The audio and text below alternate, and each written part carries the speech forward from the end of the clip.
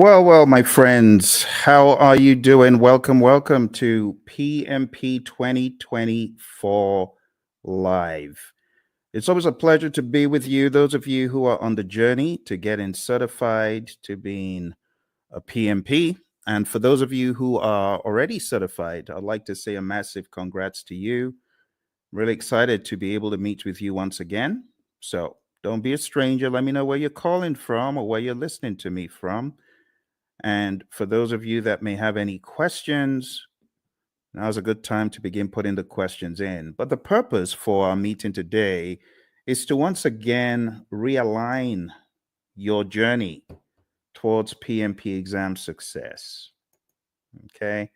I know lots of you have plans to get certified in 2024, but it's important that you be focused on the right direction. All right. Because this PMP exam, when you look at it, it's full of content. It has so much information in it. So you need to be focused, my friend. You need to be laser focused on what exactly you're doing at every step of the way. Now, the easiest way is this. Number one, understand Agile. Please understand Agile. I know there are lots of courses out there. They're very heavy in the predictive piece, but they're not heavy enough in the Agile piece. And therefore, when people get on the exam, they don't understand the questions. Let me be perfectly clear about the questions, how the questions are posed. The questions are going to ask you, you are a project manager. It will always tell you who you are. You're a project manager in a project. You're doing this, that, or the other. You encounter a situation. What should you do next? But not just that. In the answers, you very well could have a blend of agile and predictive answers. And it doesn't mean you should choose agile all the time or predictive all the time. It depends on the way the answer is crafted. So my recommendation to you, number one,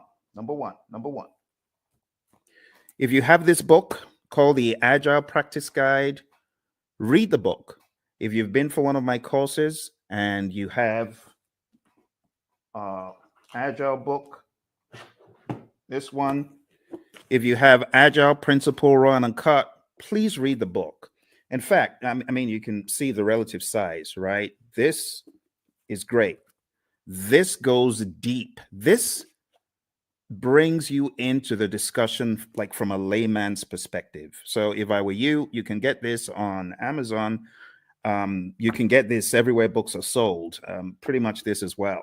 So I would recommend, if you are weak in Agile, beef up your Agile understanding to the point where you know pretty much where the question is going, right? You got to know from an Agile perspective the values, the philosophies, the thought processes, like just vanilla flavored values. Know your values really well, right?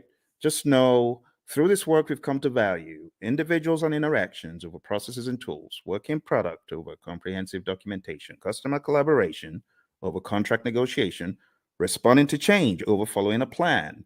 And even though there's value in the items that we just kind of discredited, we value the items on the other side more. That's what you need to be thinking.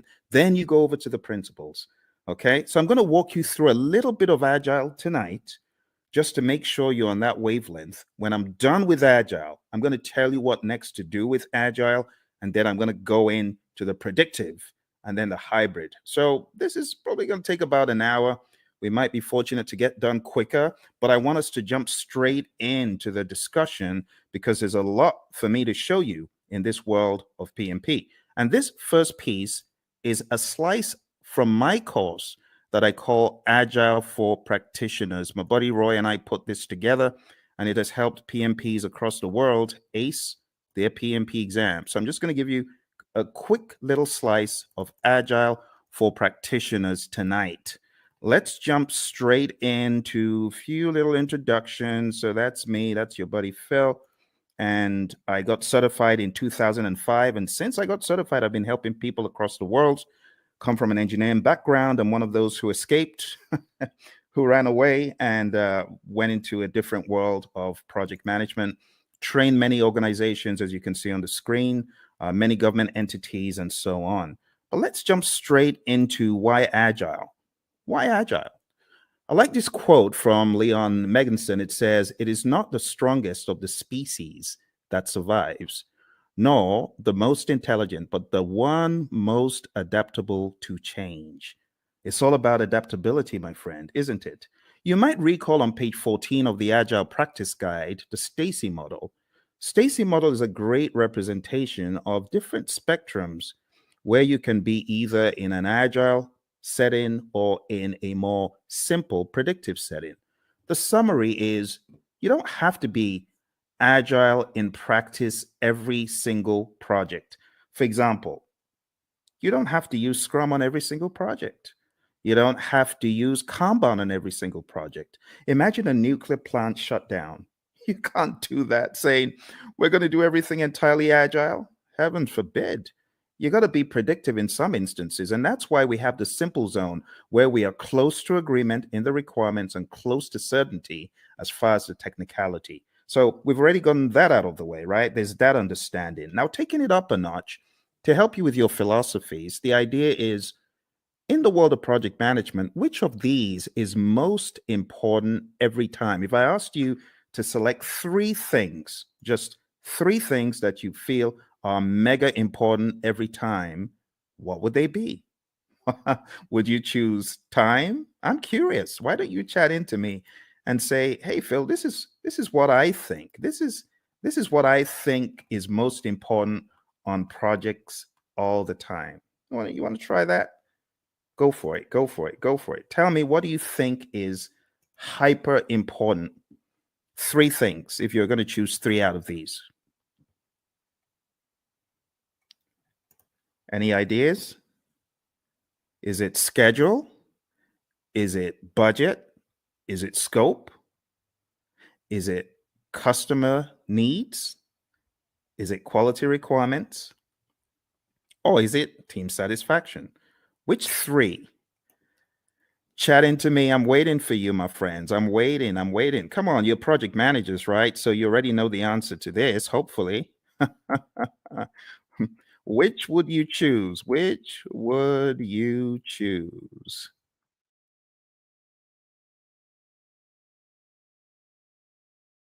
All right. Which would you choose? Everyone's trying to be all cute here. All right. Well, what I would choose is probably not the first one because delivering on schedule, if I don't deliver quality, is going to be frowned on. Don't you agree? If I delivered on schedule, but my customer is not happy, what good is that? Right? What about delivering on budget? You deliver on budget, but your customer is not happy. You got issues. You see where the train is going now? So, in order to answer this question, you need to ask, what about the customer? That needs to be actually one of the first things, but it's not the first thing that you think about. You know, the very first thing you should think about? The very first thing you should think about is the restaurant analogy. Have you ever been to a restaurant and you made the mistake of being mean to the waiter and they're going back there and you're wondering, oh my goodness, I shouldn't have done that. Who knows what they're going to do to my food? Has that thought ever crossed your mind? Well, it's the same thing when it comes to the world of project management. Because if you are not satisfying your team members, the likelihood is your customer may not be satisfied because the team may not put in their best. But if your team is satisfied, and I'm not talking salary now, I'm just talking being mindful and being empathetic and ensuring that the team has what they need. You know, the Agile Manifesto talks about giving the team the environment and support they need. When you do that, you're likely to have the team meeting quality requirements, delivering on budget, schedule, scope, and the customer is likely to be satisfied. All that good stuff. Okay, so the best answer to this, I don't know if you noticed, this said all plan scope. So you don't have that mindset of, oh, we have to deliver everything. In the world of Agile, no, that's not our mindset. Our mindset is we got to deliver value. It doesn't have to be all the scope. So I was looking for you to choose the bottom three. That's what I was looking for, just the bottom three: customer, quality, and team. Now, moving on to the next part where we're going to go pretty quick. This is what I was talking about, right? The Agile Manifesto values, which I've already covered, and then the Agile Manifesto principles. I'll just summarize them. Number one, customer obsession. Number two, welcome changes, even late, for the customer's benefit. Number three, deliver working product frequently. We want this to be shorter than 2 months because things change rapidly. You want feedback. You want to put it back into production. You want customer engagement. If it's far beyond 2 weeks, your customer may be disengaged. Number four, business people and developers working together daily. Number five, building projects around motivated individuals. I mean, that's common sense. No one wants to build a project around a demotivated team, right? Number six, face-to-face conversation. Now, this is very debatable because today everyone's on Teams, everyone is on Zoom. So, when it comes to efficient and effective, we got to be careful in 2024. But for the sake of your exam, just go with number six as it's written. Number seven, working product, the primary measure of progress. In the world of Agile, we don't do all those percent completes and statuses, right? In this world, Agile processes promote sustainable development. I call number 8, don't kill the team. The don't kill the team principle. Number 9, continuous attention to technical excellence and good design enhances agility. Number 10, keep it simple, sir. Keep it simple, sister. Number 11, the best architectures, requirements, and designs emerge from self-organizing team. Just leave the team alone. Let them do their stuff. You hired adults. You hired experts. They'll get it done better than when they were meddled with. And number 12, at regular intervals, the team reflects on how to become more effective. They tune and adjust their behavior accordingly. Doesn't always have to be the retrospective. This could be just a way of life, a day-to-day philosophy. And that's the Agile Manifesto. You do really need to know this well before you exam, okay? Now, let's go a step further. There is one more thing in the world of Agile that I like showing, and that is a difference between the predictive thinking, which is encapsulated on the screen right here. You can see in the traditional world, scope is fixed.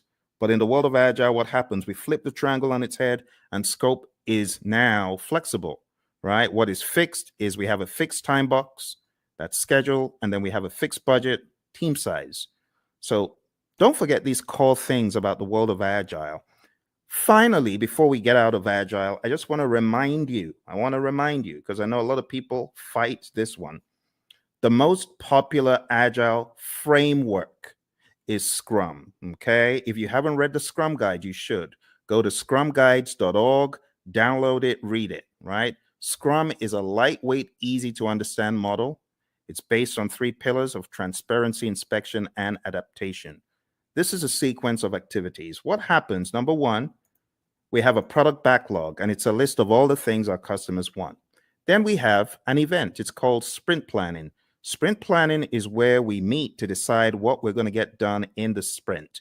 As a result of that meeting, we get a sprint backlog. Once we get our sprint backlog, we then have our marching orders. We are already in the sprint, technically, once we start the sprint planning event. But the next event that happens is the daily scrum. The daily scrum is something that we do every 24 hours. Don't say, oh, we do a weekly daily scrum. No, that's not a daily scrum. It has to be daily. So the daily scrum is where the team meets. They meet as a sync up meeting. It is not a status meeting. Please don't choose that on the exam when they give you the trick question that says the daily scrum is a what? Don't choose status meeting. It's not a status meeting. It's a planning meeting. It's a sync up meeting. There's a difference. So it's not status. Don't think status. We could either answer the 3 questions, and with a mature team, you don't need to pass the mic around. They know what to talk about, right? But some teams prefer to not answer the 3 questions. They prefer to walk the board or just do some other configuration, right? Some very mature teams, they may not even walk the board or answer the 3 questions. But for the sake of your exam, understand that the 3 questions is pretty staple, and then the walking the board. It's talked about in the Agile Practice Guide, okay? Then the sprint, how long is a sprint? 4 weeks or less in the world of Scrum. In the middle of the Scrum, a lot of teams these days, and I really want to call your attention to a very subtle fact regarding your exam. I'm going to have to go to that book again. And it's a good book, actually. It's not a bad book. It's the Agile Practice Guide. So let's go to the Agile Practice Guide, okay? So looking at the Agile Practice Guide, I want to point out to you that there are a number of things the PMI accentuates on page 50 forward. Okay, so you do need to read PMI's account, because in the Scrum Guide, you don't have any talk about the event called backlog refinement. In fact, in the Scrum Guide, it's looked at as everyday life for the product owner. But in the Agile Practice Guide, it is called out specifically on page 52 in the Agile Practice Guide. And it just reads, in iteration-based Agile, the product owner often works with a team to prepare some stories for the upcoming iteration during one or more sessions in the middle of the iteration, okay? So this account is about 2 paragraphs, but you don't find this in the Scrum Guide. You should pay attention to backlog refinement. You should pay attention to PMI's account of Agile, PMI's account of all things that are on the exam, okay? So even though backlog refinement in this image I've graded because it's optional, you should, as a PMP candidate, be aware that PMI has 2 full paragraphs. It says there is no consensus on how long the refinement should be. There's a continuum of just-in-time refinement for flow-based Agile. The team takes the next card off the to-do column and discusses it. And then it says many iteration-based Agile teams use the time-boxed 1-hour discussion midway through a 2-week iteration. And that's exactly what I'm depicting on the screen. This is midway through the iteration. The team takes some time out. They do the backlog refinement. They go through the whole idea behind the INVEST acronym. Now, this is not a place for us to debate whether it is good or bad, because I have some of the Agile zealots who hate the INVEST acronym. Don't listen to them. What do I mean by the INVEST acronym? Independent, negotiable, valuable or vertical, estimable, small enough to fit within a sprint, and testable. You want to make sure that your backlog items are indeed ready. Okay, like I said, various schools of thought are against the INVEST acronym. But when we talk about the refinement, when we talk about the definition of ready, it is important you understand and have some sort of guardrail framework to help you. So this helps achieve definition of ready. Okay. If the story fails to meet one of these criteria, the team may want to reword it or even consider a rewrite. So this is the INVEST acronym. When we say a story is ready, it means ready for us to work on. And in your backlog refinement sessions, you want to work on getting your stories to a definition of ready. Okay, it's just that simple. When you get certified, you can, join the debate about whether backlog refinement should be done with the INVEST acronym, whether definition of ready is good or bad. I'm not here for all that, right? But just know for your exam, it's in the Agile Practice Guide. All right, moving on. We have the sprint review event, and this is where the customer, could be the end user involved as well, the stakeholders. This is where there is a review of what was created, the increment, right? And just be aware that the sprint review event is not a gate before you can release value, right? You can release value all through the sprint. It doesn't have to be one time. And in fact, you could get to the end of a sprint and you may not have a featured enough item, so you may not actually release. That's why we call it a potentially shippable increment. Lastly, we have the sprint retrospective event. And in the sprint retrospective, you already know this, I'm sure. This is where the team reflects, they look at what they could have done differently, what went well, what didn't go so well. It could also be a great team bonding exercise, and it's generally closed off to the Scrum team. And when I say Scrum team, I'm talking about the product owner, the Scrum master, and the developers, okay? So feel free to put any questions in there if you've got any questions for me, because I know for some of you, we have already gone through an extensive 35-hour course. You already know a lot of this stuff, but you might have forgotten some of it. For your exam, you got to understand the roles really well. The product owner role, I highly advise you to dig into PMI's Agile Practice Guide and understand their perspective of what this role does. I also advise you to look into the Scrum Guide to get a better idea of the product owner's role. I call the product owner the Chief Value Officer. Also understand what the Scrum Master does. The Scrum Master is a coach, not just a coach for the immediate team, but also a coach for the entire organization. This is someone who should be a champion in my mind for Agile and someone who should be making change on a grander scale. When you get into the nitty-gritty of your exam, you do need to know the 5 events. So the sprint, understand that in the world of Scrum, it's 4 weeks or less. Understand what sprint planning is all about. As I said, one of the things you should do before coming into sprint planning is you should have done some backlog refinement. So all your time isn't going on breaking down those huge monster epics or just realizing what exactly the customer was asking for all along. This is where the product owner needs to wear the hat of Chief Value Officer, understand what should have come next. And when you get into sprint planning, it's generally going to go a lot smoother. The daily scrum, as far as this is concerned, the 15 minutes is pretty standard. It's non-negotiable for your exam. Just know that 15 minutes is a time box. When it comes to backlog refinement, like I said, we want our stories or our requests to be sprint ready. Again, in industry, there's the debate of, well, stories aren't needed in Scrum. They're not in the Scrum Guide. Yes, but for your exam, understand what stories are.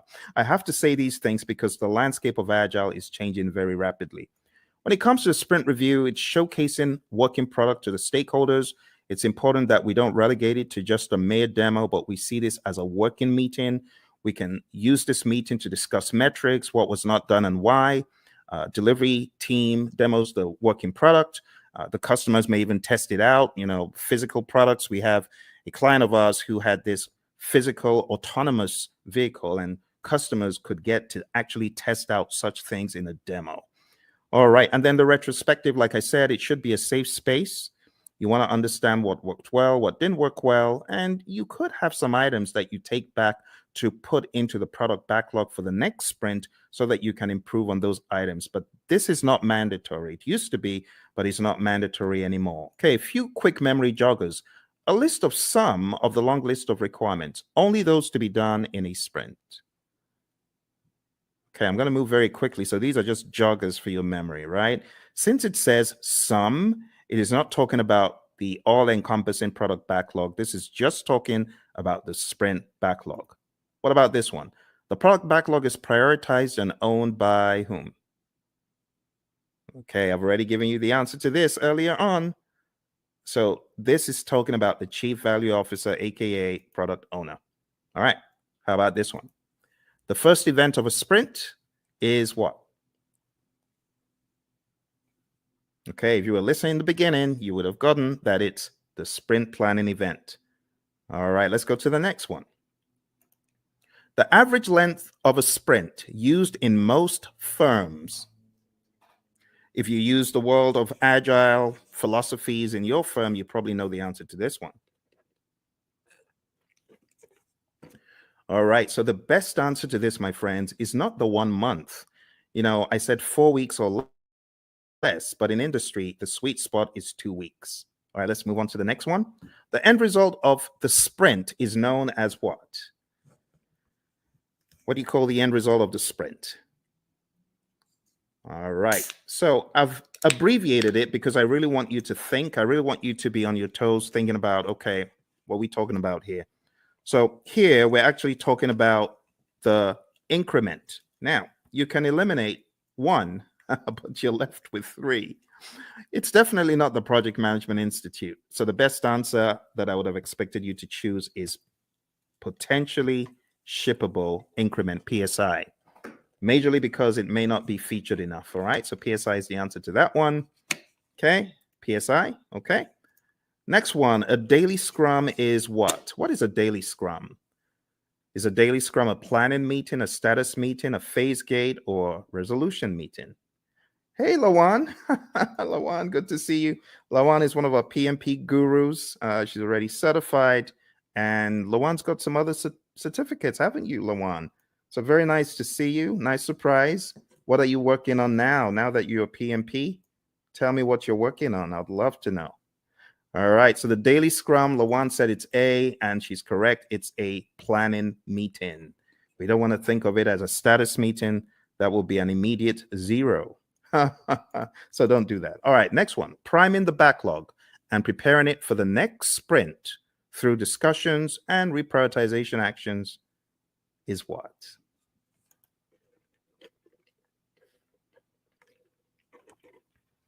Awesome. Lawan is on it. She is on it. She hasn't forgotten it. Not missed a beat.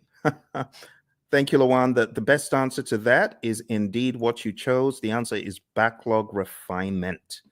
And backlog refinement, we talk about it as being not mandatory as far as an event, but in the Agile Practice Guide, we see it there front and center. All right. The potentially shippable increment should be shown to the customer in a demonstration. This is known as what?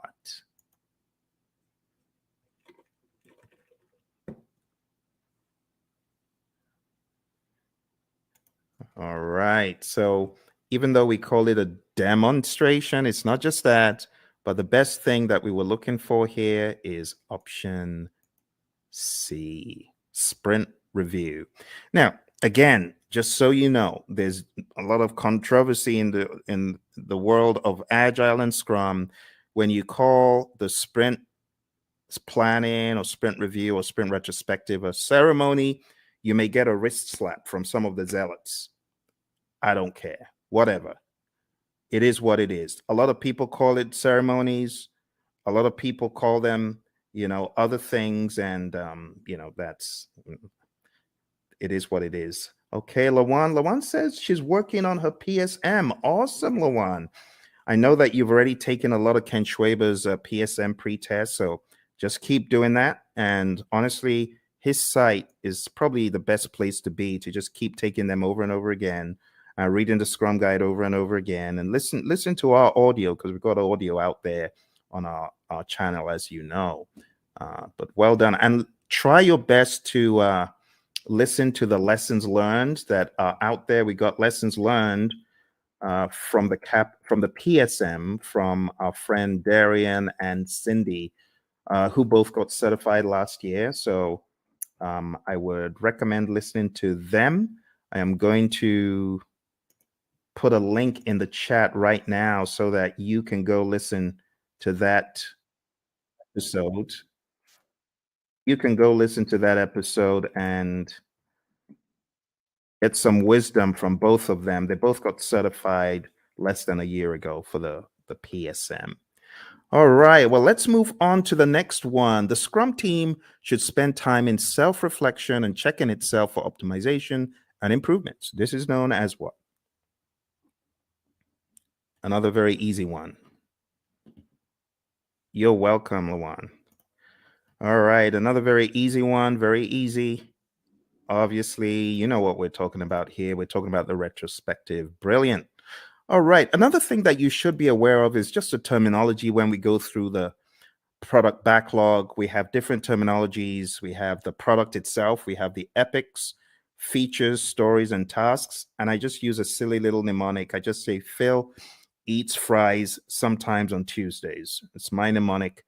You can use that to remember. And here's an example of how the backlog could be broken down, right? Epics, huge chunks of functionality.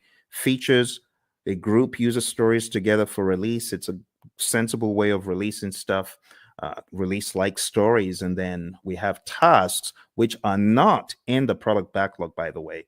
At best, these would be in your sprint backlog, but you have a lot of mature teams who don't even put that level of stuff into their backlogs. So at the end of the day, you would have a breakdown that looks something like this, right? You would have the product broken down into epics. Here's an example of PBIs for a website, and I will zoom in so you can see the intricacies here. So it looks very much like a work breakdown structure, but don't get it twisted. It's not a work breakdown structure. This is a product, right? Product breakdown. It is not a work breakdown. Okay, so this is the general idea. epics, features, stories. You can see we have the core website functionality broken down into the UI, and then that broken down progressively into more levels of detail until we get to a task level. Okay, and then here you can see the UX, content and user experience broken down into smaller pieces as well. Those would be at the feature level, and these story level, ultimately the task level. And we don't want to make this a religious thing you do in the world of Agile. It's not. It's just logic on how you break down your backlog, right? So your product backlog, you have big boulders, big chunks. Here's the general idea. When you're working on your product backlog, it's like an iceberg, right? You got this big old iceberg at the bottom. You got to break the iceberg into smaller pieces. And those smaller pieces, that's what floats up to the top. And that's what gets done. If the product owner, of course, is thinking properly, that's what should happen first. Okay, the next big difference that I want to point out is the difference between the definition of ready, which we talked about earlier. Go listen to it if you didn't, and then the definition of done. Definition of done is an agreed upon set of items that must be completed before an increment is considered complete. Do not mix this up with the acceptance criteria at the back of the card. The acceptance criteria, of course, could be one of the items that we are looking to be complete, looking to have met the requirements. But at the end of the day, the definition of done is not just one thing, it's a number of things. And it's on a case-by-case basis, depending on your industry and depending on your unique situation. But just remember that the definition of ready and the definition of done are different things. What drives Agile is a concept of value delivery. So you want to make sure you're delivering value to your client. Value should be the number one thing. Another thing that we joke about in our class is the concept of food, because we know people love food. But imagine if you went to a five-star restaurant and you wanted the dessert and someone said, no, you can't have the dessert. You got to eat the greens. Well, as an adult, you can appreciate that. But what if you were a kid? You wouldn't. In the same token, our customers, they have things that are near and dear to them, like dessert. And we say, give them the value they want first. Don't withhold the value from them. Because they won't be happy if you withhold the value from them. If you gave them the value, then they understand you get them, right? You totally get them. So how do you order the backlog? The different ways of ordering the backlog, but one of the philosophies is to understand the concept of doing the big, hairy, audacious things first, right? The high risk, but high value. So always think, what is high risk? What is there a high risk and a high value on in this project? If there's a probability that you won't get a high value item done, that could be bad. So what should you do? This is just basic project management common sense. Do the riskiest stuff first. And if you do the riskiest stuff first, there's a likelihood that you will at least get them done. If you don't do the risky stuff first and you do it last and then you don't get it done and the time box is over or the number of iterations you promised is over, that's no good. So we often say high risk, high value first, low risk, high value next, low risk, low value next. And then why do you even want to do those in the top left quadrant? Why do you want to do high risk, low value? It doesn't make sense. There's so much risk in it. Low value, it could actually tank the entire project. All right. So we're not saying this is the only way to think, but we're saying start off by looking for the high value stuff and then look for the riskiest of the high value stuff. There are other instances where you could prioritize based on other items such as urgency, cost of delay, weighted shortest job first. There's so many things you could think about. So when we think about ordering the backlog, the job of the product owner is a rather interesting one because the product owner has to think so many things: revenue, demand, importance to end users, frequency of use, the risk of not having it, and so on and so forth. So as a product owner, your thinking always needs to be what is most important. Now, the product owner sometimes falls into the fire alarm trap, which is pandering to people who are shouting the loudest. That is not the way to do it. You want to use more sensible criteria like NPV, ROI, Moscow, and Kano, which are really just categorization techniques when you think about it. Weighted shortest job first could be another one, and the risk-adjusted backlog, the concept of the risk-adjusted backlog. So there's so many pieces that you need to master for your PMP exam, but ultimately, you're going to understand that Agile is front and center, because I cannot tell you how many people have cried, my Agile was so huge on the exam. I was not able to answer the questions quickly enough. It took me such a long time to read them and things like that. So you got to be ready. Scrum is definitely the big number one framework for the world of Agile for your exam. And then the number two framework that I would highly advise you to hone in on is Kanban. Just understanding how Kanban is structured, what it actually means when we say limit your WIP and why we say limit your WIP. Understand what a board could look like when you have the WIP limits up top there.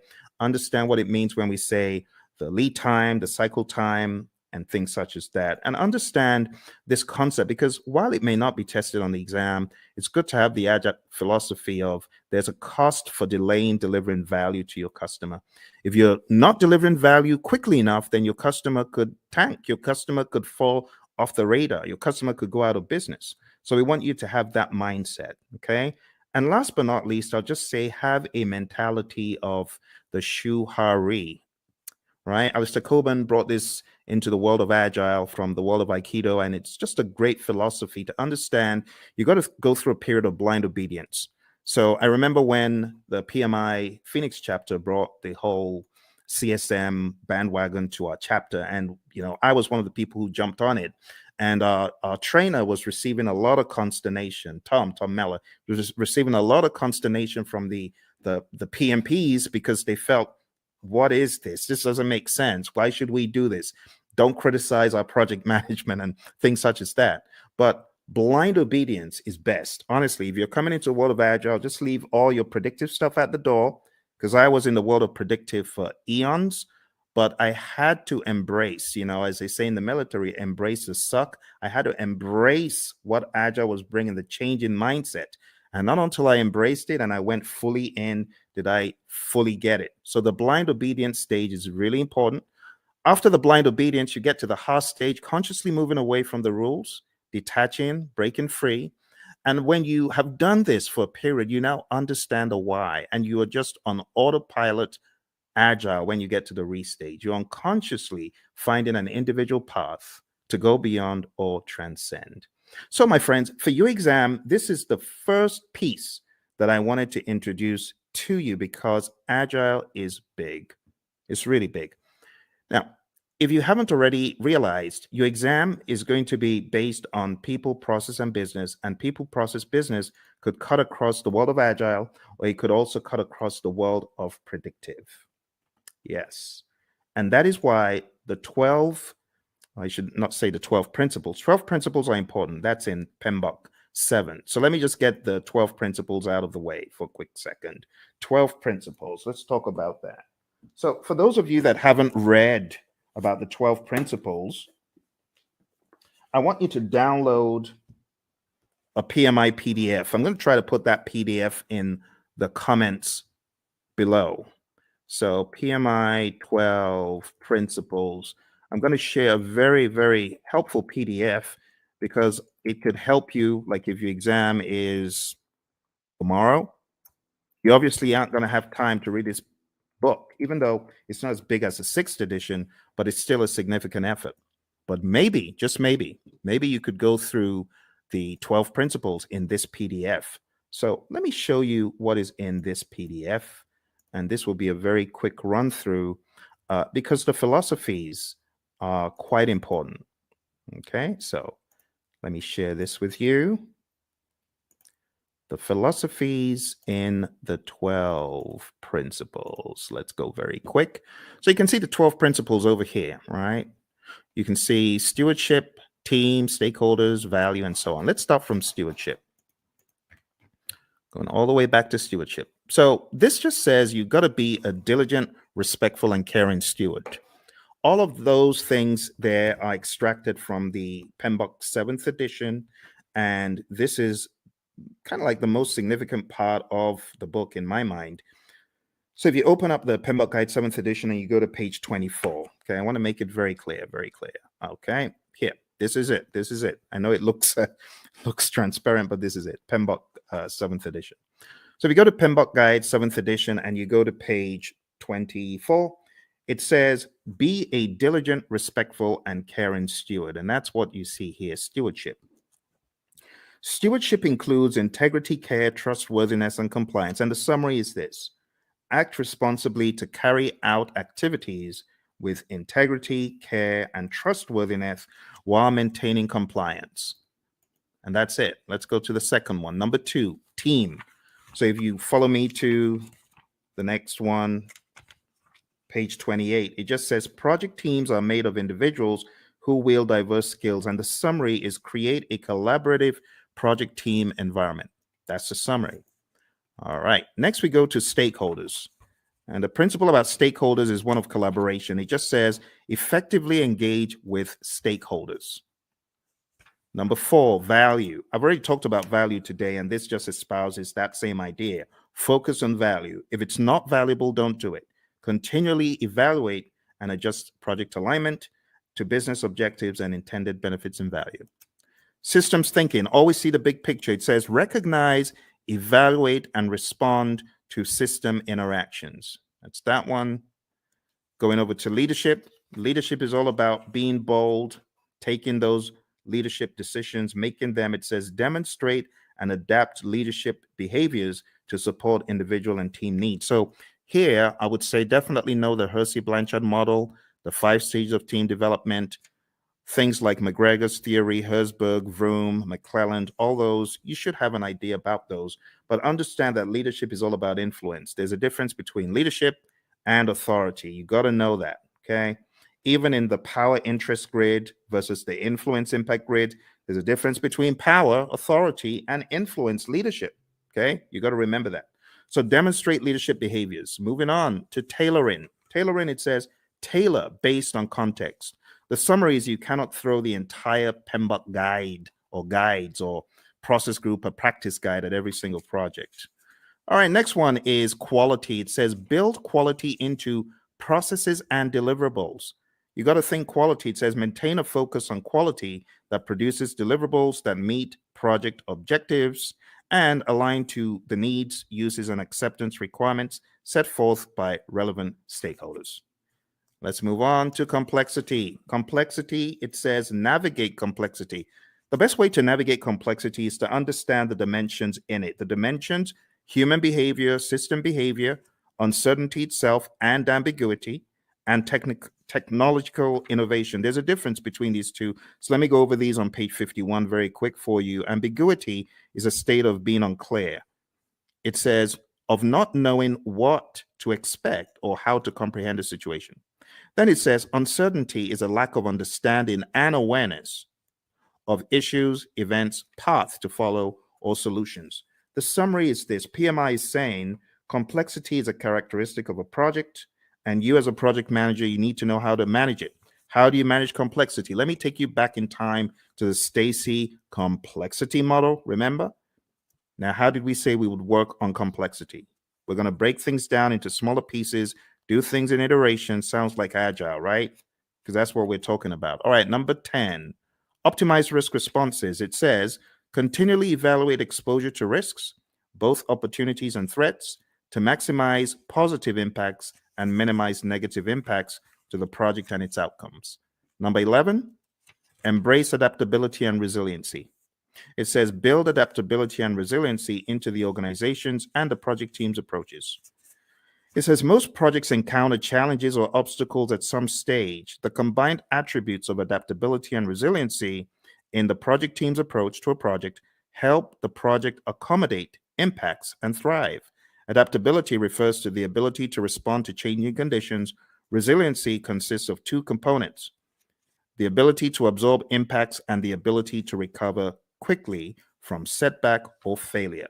Last but not least, we have number 12, one of my favorites, and this says enable change to achieve the envisioned future state.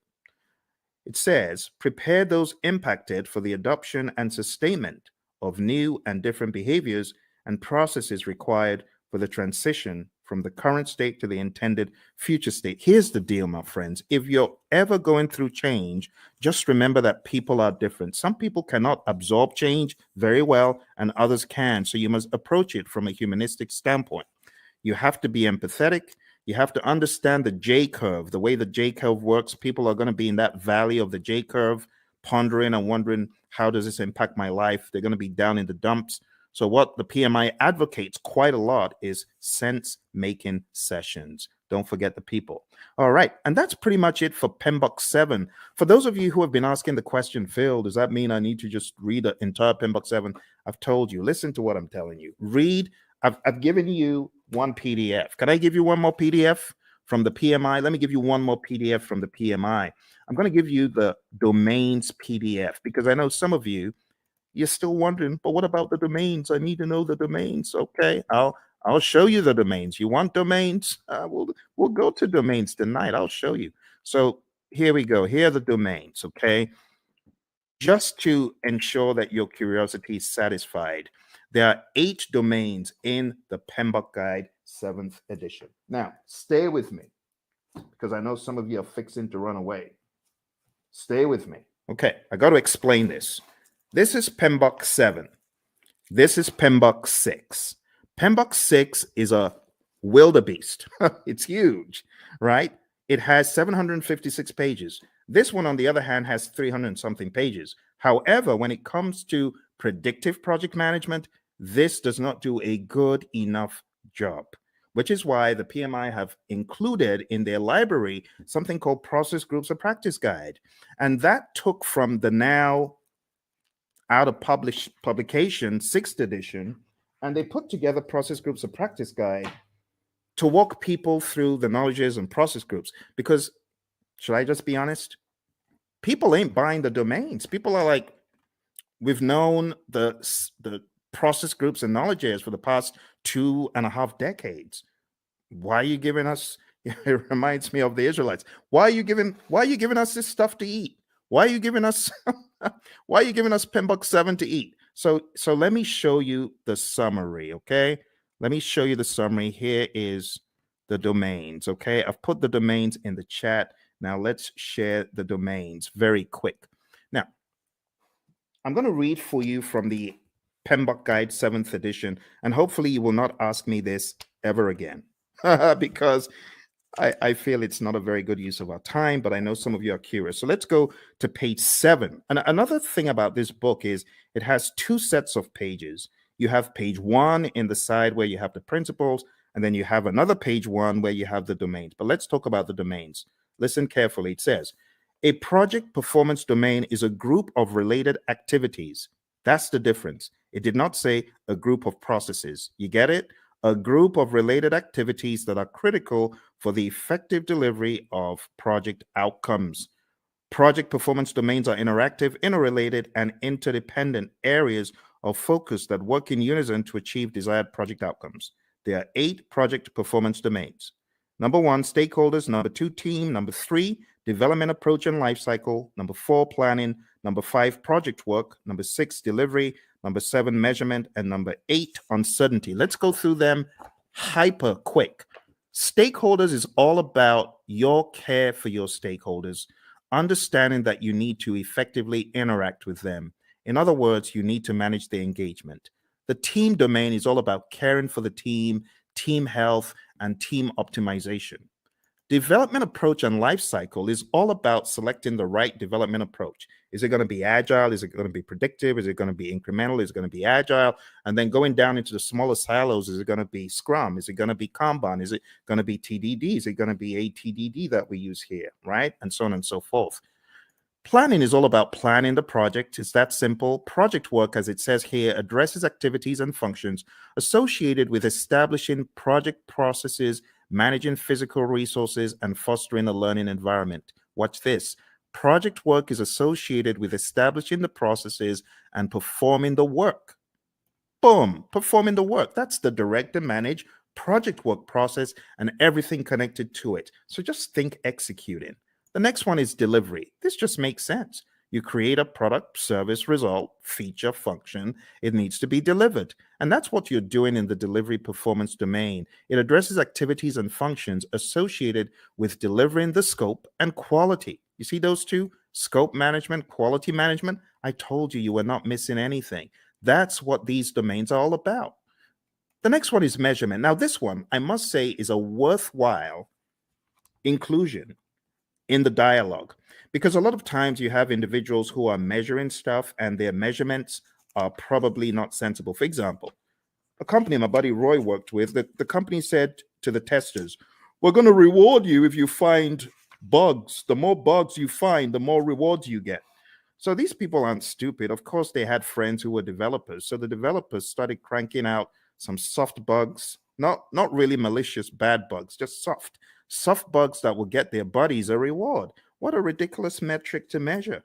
So don't measure the wrong thing. That's what this is telling us. Measure sensibly, and also be aware of the vanity metrics phenom. Don't fall into the trap of vanity metrics. Actually, the PMI has a very good breakdown of why you should be very particular about metrics. It says on page 96, we have leading indicators and lagging indicators. So be aware of what you're measuring. Is it a leading indicator predicting changes or trends, right? Leading. In other words, the metric is smart. The metric tells you what is about to happen before it does. Or we have lagging indicators. Now, lagging indicators, I'm not saying they're dumb, but they measure deliverables or events after the fact. Okay, so leading indicators, that's your magic right there. Lagging indicators, not bad. They're still helpful, but it's after the fact.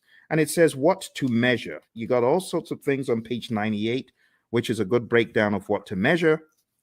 We go into the concept of baselines, business value, net promoter score, mood chart. I would highly advise at least understand some of the basic metrics in project management, just in case they come up on your exam. So benefit cost ratio or cost benefit ratio, MPV, net promoter score, which is a measure of how happy your stakeholder is or willing to recommend your products or services to others, mood chart, and what else? That's pretty much it. There's some very good stuff here. So if there's one of the domains that I am excited about, I think it's this one. This is definitely value to the project management narrative. On page 112, we have my favorite, the vanity metric, a measure that shows data but does not provide useful information for making decisions. Has someone ever told you to gather data and measure stuff that is just worthless? You know, for example, measuring page views of a website is not as useful as measuring the number of new viewers, because you could have had one viewer go in there 1,000 times, if you get what I mean. So just that whole idea is what we talk about in the measurement domain. Last but not least, we have the uncertainty domain. And it just says projects exist in environments with varying degrees of uncertainty. In that vein, the project manager needs to have a plan, a mousetrap for how to measure the usual suspects. There are 5 of them: uncertainty, a lack of understanding and awareness of issues; ambiguity, a state of being unclear; complexity, a characteristic of a program or project or its environment that is difficult to manage due to human behavior, system behavior, and ambiguity; volatility; and then risk. And honestly, that's it. That's it for your 8 domains. We don't really have to go any further. It would be a waste of time. Now, if you have any questions, I would love to answer your questions. We're going to be hitting about an hour very soon. But before we jump off the call today, there's one more thing that will be in order. And what I want to do next is just talk about the deeper world, the deeper world of project management, by going into, it's the grid. Everyone's like, oh my goodness, not that again. This grid is very important, my friends. It's important for your project management journey. I know a lot of people are not very keen on it, but trust me, you need this. You really need this. You really need this thing I'm about to show you. And it's the 5 process groups and the 10 knowledge areas. We have to go through it tonight. I couldn't let you escape without it. So I would like for you to get a pen and a paper. It's going to be a worthwhile experience. It's going to be good. Let's work on this together. And as I go through it, I want you to ask any questions. Okay, if you have any questions, now would be a great time to ask them. So in the world of project management, according to the PMI, way back in time, there are 5 process groups of project management, and they're just 5 buckets. I just call them buckets of things that need to be done in order for us to get project work done. And when I say project work, I'm talking more about the work that the project manager and the team are going to do to manage the project. You see, there's a difference between doing the work versus managing the project. You hear the PMI talk about a product life cycle. That's all about doing the work. But then there's talk about a project management life cycle, which is really code for the process groups. So if you're taking this exam, what is going to help it become easy for you? I heard this again from one of our latest PMPs. Shout out to Lily, who got certified about 4 days ago. She said the same thing. This will help your exam.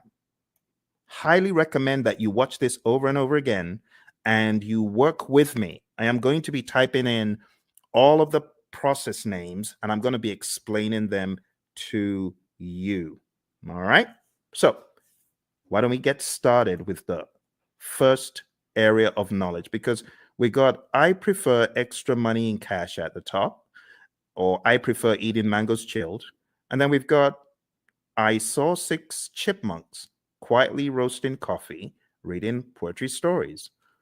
Or I saw 6 Cubans quietly rolling cigars, really puffing smoke. You choose whatever one you want. As long as you remember the 10 areas of knowledge, I'm good. Moving into each one, we have the very first, which is integration. I'm going to be making them a bright yellow as I go through. Hopefully I remember to be consistent with it. And in that way, you'll know which one we're on, okay? So right now, we're going into integration. Let's make it a bright yellow. All right. So in integration, the very first thing that happens is the develop project charter process. And in develop project charter, you are creating a document that authorizes the project. You, the project manager, could be working on this, but you don't necessarily have to, because if you've got a sponsor who is capable, they could create this by themselves. They don't need you to do it. But other times they may ask you to do it. In fact, in a lot of companies, the project manager creates the charter, the sponsor signs off on it. So you have to understand that dynamic. All right. Next, going over to planning. The next thing you do in integration is you develop the project management plan. And this is where you put the big plan together, because there's a lot of stuff that actually happens under the process that we're not seeing yet. There's stuff that happens under integration, and all of that rolls up, technically speaking, into integration at the end. We'll talk about that progressively. Next, going into executing, we have the direct and manage project work process. This is where the work is being done and the major output is a deliverable. So think about it. Everything that you're doing in project management, whether you're making a chicken sandwich or whether you're working on software or code or whatever, you will have the time when you need to do the work. And direct and manage project work is where the project manager is helping by directing and managing what needs to be done. Okay. From direct to manage project work, in addition to deliverables, we get something called the issue log, and we also get work performance data, which is just like you as a project manager, you are observing what is happening on the project. You know, you're observing how many widgets have defects. You might be observing which employees are unable to come in for work. We call that work performance data. The other thing that happens here in executing and integration is manage project knowledge.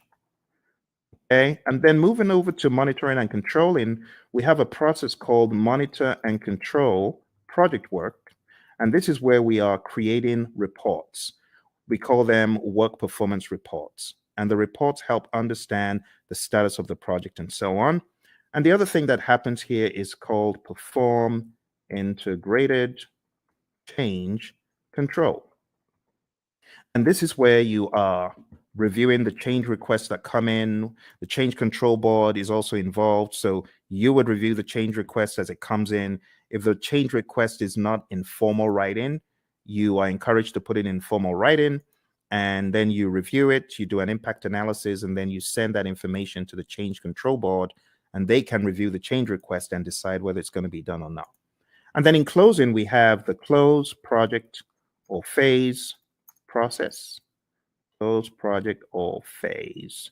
And this is where you close out either a phase in the project or the project as a whole. Now, what I want to do right now is just comb through them in a little bit more depth. All right. We get a project charter from here, develop project charter over here. From develop project management plan, we get our project management plan. From direct to manage project work, we get our deliverables. From manage project knowledge, this is where we do our lessons learned. We get a lessons learned register. From monitor and control project work, we get our work performance reports. From perform integrated change control, we get our approved change requests. Remember, we could also say the change log is technically an output from here. But remember, your exam is not based on all these inputs, outputs, and stuff. They just help you understand the flow. It is important for you to understand the flow, my friends. And then we have close project or phase. So closing out the project or a phase in the project. This is where we have a final product, service, or result transition as an output. We also have a final report as an output. Okay. Now, these are not just random words that I made up. These are indeed things in the PMBOK Guide 6th edition and things that are helpful for you to know as you traverse the landscape of project management as you prepare for your exam. Okay. All right. I hope that makes sense. Do send in any questions if you have questions. So that's the first knowledge area. Now, everything that happens under integration, you got to look at it like this. Look at it like this. All this stuff under rolls up. All the stuff under rolls up, technically speaking.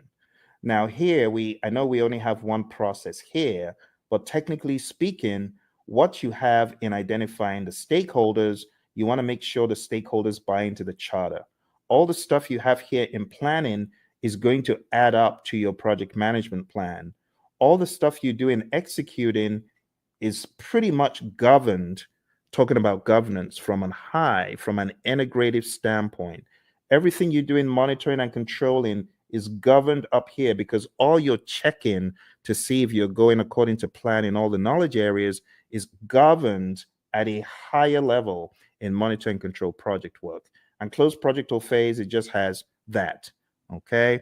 And that's the general high level idea. Now we're going to be going crazily quick, so I'm going to put the responsibility in your court to tell me to slow down or stop because I'm just going to go pedal to metal from here, okay? All right. So draw along, follow along. It will be a good exercise. Going into planning, we have plan, scope, management as a process where we decide how to manage scope. Then we have collect requirements, where we are collecting all the requirements, functional requirements, business requirements, and so on. Then we have the define scope process, where we create the project scope statement, which has all the inclusions, exclusions, detailed deliverable description, and so on. Then we have create WBS, which is where we create the work breakdown structure. Then we jump across to the monitoring and controlling process group. And here we have two things. We have validate scope. This is where your customer checks the product, service, or result. And then we have control scope. And this is where you, as a great project manager, you're controlling the scope, making sure people aren't adding extras. Okay, good. Let's move into schedule management. In schedule management, the first thing that we have here is plan schedule management. Plan schedule management is where you create a plan for how to develop and manage the schedule. Then we have define activities, where we list out the activities that need to be done. Sequence activities, where we put the activities in order of occurrence. And estimate activity durations, where we decide how long each activity will take. And then we have develop schedule, which takes everything into account. And voila, we have our final schedule, right? We also from here have our schedule baseline. Just to make sure you understand the difference, There's a difference between having a project schedule, which is a living, breathing schedule that you update just sensibly as a project manager, versus the schedule baseline, which is a particular version of the schedule etched in stone. So there is a difference between the schedule baseline and the project schedule, and it helps to know that. Last but not least, on the other end of the spectrum, we have control schedule, and this is where we ensure that our schedule is going according to plan. Okay? Be sure to ask any questions. If you have questions, I will be moving a lot quicker from here. Going into scope, we have three things we do. Three things in planning and one in the monitoring and controlling section. Here we plan cost management, and that's where we plan how to manage cost. Then we estimate costs. We estimate the cost for each line item, each task. Then we have determine budget. And this is where we roll all the task costs to a final total amount. And then lastly, here we have control costs. And this is where earned value lives. Now, when I say where earned value lives, this is where we use the earned value metrics. The earned value metrics could help us see trends where we're likely to end up, or previous performance across schedule and cost and even scope. Just remember for your exam, you need to remember SPI, CPI, CV, and SV. You need to remember that they all start with EV. They all start with earned value, right? That's an easy way of remembering. If it's a variance, what do? You subtract. If it's an index, what do? You divide. So that's another quick tip. And then if it's schedule, then if it's schedule performance index, plan value is the other thing. If it's schedule variance, plan value is the other variable. If it's cost related, actual cost is the other variable for cost performance index and cost variance. Okay, so let's zoom into that for the sake of those who may have forgotten. The big thing for your exam is really knowing what does SPI mean if it's 0.4, or what does CPI mean if it's 0.4. Anything less than 1 is bad for the indices, right? Greater than 1 means you're doing better than projected. Anything less than 1 is bad. Equal to 0 means you're equal to 1, I beg your pardon, for the indices means you're right on target.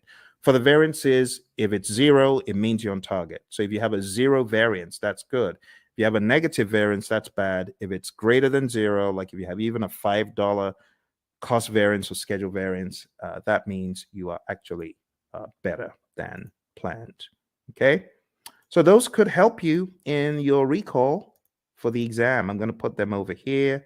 I'm going to make them a little bit smaller because they're not really a process. It's just something to remember. All right, let's go over to quality. So in quality, we have plan, quality management, and we have manage quality, where we are actually carrying out our quality audits, manage quality. And last but not least, we have control quality. And in control quality, this is where we are actually checking the product, service, or result. Okay. For those of you just coming, we're doing an end-to-end coverage. It's a very rapid means for you to catch up on the PMP. Once this live stream is over, it is likely you will not see the video because the video will be pulled down. You won't see this video once it's over. So if you know you're not able to stay, unfortunately, you will not see this video afterwards. All right, let's come out. Let's go back in. All right, there we have it. So we've got plan quality management, manage quality, and control quality. Moving on to the next thing we're talking about, we're going to talk about resources. Moving on to resources, we have 6 things here. We have plan resource management. We have estimate, activity, resources, and those two happen in planning. In executing, as far as resources concerned, we have acquire resources, we have develop team, and then we have manage team. And what are the differences? In develop team, this is where our team goes for team building, They get trained, they get educated in project affairs if they need to, or technical things. And then in managed team, this is where we give the team feedback. And last but not least, here we have control resources. All right. If there are any questions whatsoever about what you get out of the processes, please ask. I know I'm going pretty quick because I have so many videos about this stuff on the channel that I'm expecting that you might have maybe even already gone through some of those. Okay, let's go on to the next one. Next one is communications. And in the communications knowledge area, you're going to do three things. You're going to plan communications management. You are going to manage communications. In other words, you're going to communicate. This is where you're going to distribute information to people. This is where you could have reporting done in meetings. And last but not least, we have monitor communications. Okay. Again, I want to encourage you, if you haven't mastered this, this is important for your PMP exam. I know some people feel, oh, this is old stuff. Trust me when I tell you, I cannot count how many people I've heard from that this helped them put the big map together. So I really want to stress, if you haven't mastered this, please spend some time in doing so. Okay. All right. Let's make these a little bit smaller because we got a really big one coming up. We got risk. Risk is a significant beast. It's very, very big. So let's go on to risk. And risk starts off, as usual, with plan risk management. This is where we create a plan for how to manage risk. Then we identify the risks. Then we perform a qualitative risk analysis. Think about it like a high, medium, low, or on a scale, numbers that generally don't equate to the same thing from project to project, but they help us in the prioritization of the risks, as far as which risks are we going to go after, which ones are we going to leave alone, so on and so forth. All right, moving on. We have perform quantitative risk analysis. And this is where we analyze the risks from a numeric standpoint that is also dollar related or something quantitative like weeks. You could analyze from a schedule perspective, how many weeks, how many days, and that's an absolute. That is not qualitative. Or how much money is going to be the result of this risk as far as contingencies are concerned. This is where you're getting really into some hardcore amounts. The next thing that happens is called plan risk responses.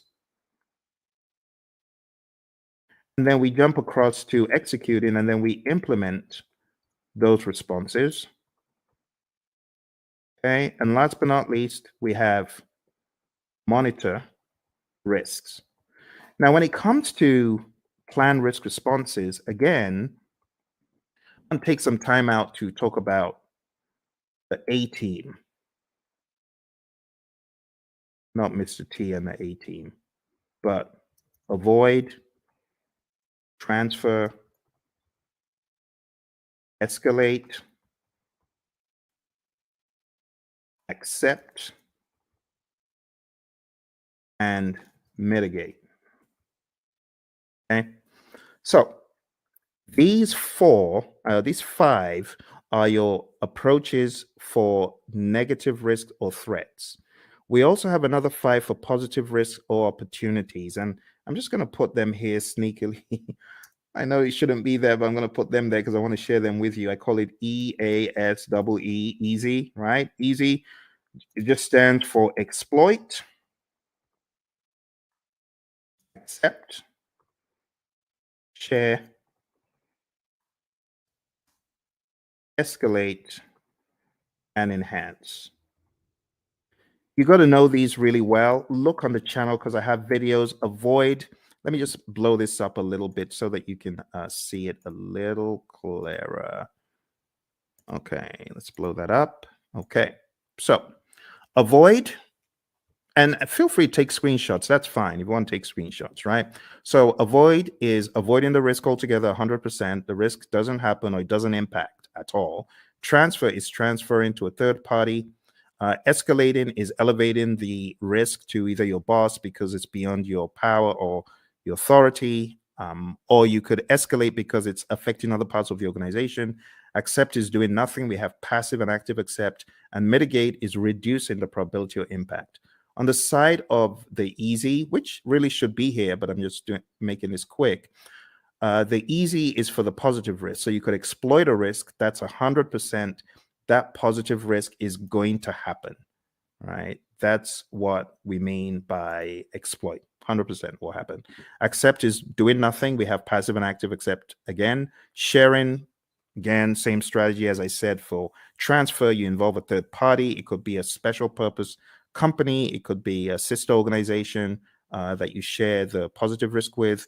Escalate, again, escalating it to a higher power because it's beyond your project or because it's beyond your power. And then enhance is really just increasing the probability or the impact of the positive risk.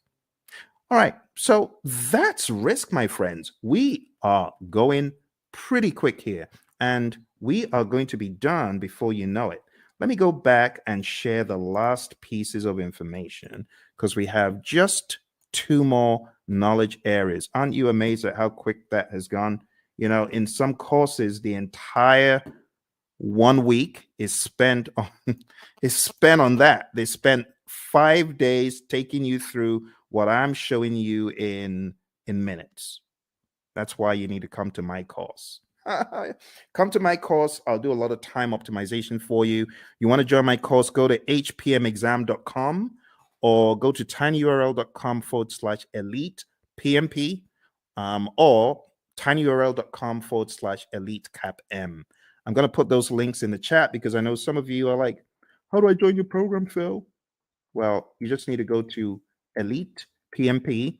You can start studying with me tonight, like right away. You can start studying with me right now because if you sign up there, you'll be able to join immediately. It's on Udemy and costs 24 hours a day. You just decide when you want to join. And if you're getting ready for the CAPM exam and you're wondering how to get certified, you can join me on the Elite CAPM program as well. I'm going to put that in the link. Do that. Put that in the chat. So go to Elite CAPM if you're keen on studying with me for the CAPM exam. And then if you want to be on my full-blown training for project managers, not only to get them PMP certified, but also to elevate them to the next level after PMP. In other words, showing you how to succeed. You can just jump into my program, which is called hpmexam.com PMP exam immersion. Let me put that in the chat as well for those of you who are curious, because I know some of you are feeling the training right now. You're like, my goodness, I just spent $2,000. I spent 10 times more. I got 10 times less in a different program. If that's you, I want you to smash that like button. Tell me if that's you. I want you to hit like. I want you to subscribe to the channel, and I actually need you to share it with your friends. Okay, that's what I need you to do. So if you want to study with me, do that. And if you're like, Phil, I ain't got a dime. I'm just trying to get by. Hey, that used to be me. That used to be me back in 05. I didn't have a dime. And that's why I've got you covered. I've got a free 30-hour program right here on YouTube. For those of you who are on YouTube, those of you who are on the other platforms, thank you for joining me from the other platforms. I see you. I see all of you across the platforms. So if that's you and you're like, Phil, I ain't got a dime, I got you covered. I'm going to put a link in the chat, and this is to my 30-hour free program, totally free. All you need to do is go on to pmp.pmradio.org, and I've got over 30 hours of free video. Free, totally free. No catch. The only thing I ask, though, if you really want to support the channel, because I know some of you you gained so much from the channel. Just go get the book, PMP Exam Immersion, right? The PMP Exam Immersion book, I'm going to show you tonight how to put everything together in context. And if you wanted to get this book, like download the book right away, you can. This book has the deep secrets to your PMP success because it puts everything together. It puts agile, predictive, hybrid, it weaves it all together. It's called PMP Exam Immersion, the book. So I know I have the course, but this is the book. And if you get the book on the link that I just shared, you'll actually be able to download a workbook. And the workbook has 100 of these crazy, what should a project manager do next kind of questions. So whatever the case, whether you can afford it or not, I got you covered. For those of you who say, Phil, I'm just, trying to survive here. That used to be me. So I got you covered. Don't worry. Just go to pm.pmradio.org, and you're gonna be extremely delighted when you see what I have in store for you guys and girls. Okay. So let's jump into the final piece of our journey today, which is going over the last two. I'm going to make the others very small, just so that everything can fit on the screen. Okay. Some of these processes, they occupy a lot of space. I might be able to make a few of them bigger, like quality is actually not that much. And if you haven't gone through this rites of passage, well, I'm glad you're going through it right now. This is a brilliant opportunity for you to see how the entire table comes together. All right, so procurement. What do we do in procurement? Number one, we plan procurement management. Plan procurement management is where we decide, are we going to buy or not? Are we going to make or are we going to buy? If you decide to buy, then we go through the procurement process, the philosophies, right? And we do the RFPs or the RFQs or the RFI, request for proposal RFP, request for quote RFQ, request for information RFI, IFN, invitation for negotiation. I'm talking so quick because I want to get done. I want to get done. It's a weekend. It's a weekend. You see, the labor of love, your buddy Phil is here for you to help you. Because once I hit the road again, it's going to be hard for me to do these. And I hit the road very shortly. All right, conduct procurements is where you take a look at all of the proposals that were sent in and you select one or two, you award a contract, and then control procurements. This is where you are checking to ensure that the vendor, the seller actually did what they promised. You want to make sure that they are delivering. You want to make sure that they are on time. You want to make sure, as one of my students said, hey, my client just showed up and we do interior for airplanes and they just showed up to do an audit. That's control procurement. You want to make sure that the seller is really upholding the quality. And the funny thing is they weren't, because, some of these folks, they bring in, they want to show off to their friend, like, oh, you need to take a look at this aircraft that we're refurbishing. So unfortunately, on that day, one of them brought his buddies into to the workplace. Bad move because the customer showed up. All right, let's finish this off. All right, last but not least, we have stakeholder. So over here, we have identify stakeholders. This is the only one that you have in the initiating process group. And then we have plan stakeholder engagement. And then we have, after you've planned how to engage a stakeholder, then we have manage stakeholder engagement. This is where you're actually engaging your stakeholder, speaking with them, communicating with them, working with them. And last but not least, we have monitor stakeholder engagement.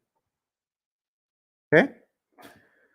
And my friends, that's it. I just showed you. Please give me a round of applause. Give me a round of applause, please, please, please. I think I deserve it because I've done what a lot of instructors won't do. I took you through the entire Agile curriculum. I've taken you through PMBOK 7, principles, domains, and boom, now I took you through PMBOK 6. PMBOK 6. Do you know how much time that would have taken to go through these books alone? Do you know what that would have taken? We went through this, we went through this, and we went through this. All in 1.5 hours. Please give me a round of applause. I need some likes. Like, please, please help me, help me.